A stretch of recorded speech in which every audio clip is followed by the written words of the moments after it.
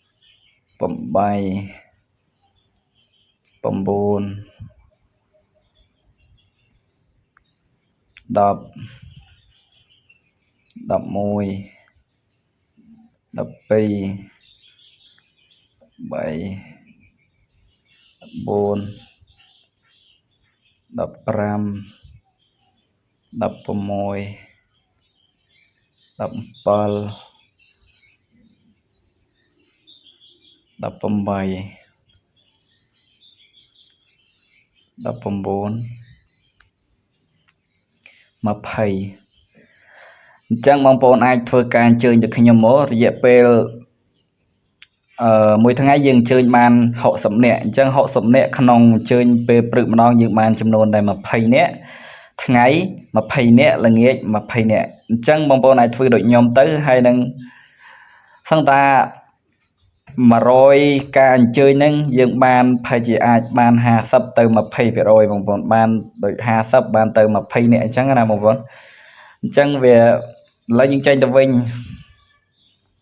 ខ្ញុំមានកន្លែងមួយទៀតបងប្អូនដោយសារតែ Facebook វាអាប់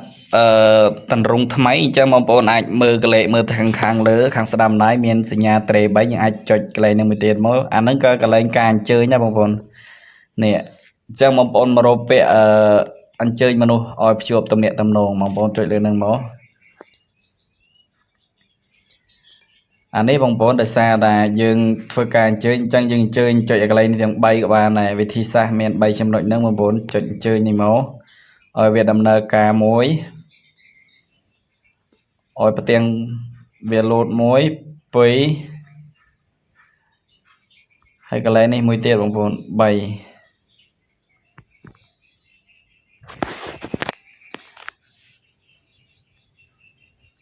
អញ្ចឹងយើងធ្វើការអញ្ជើញបានកន្លែងនេះហើយមួយចំណុចទៀតបងប្អូនអាចនេះ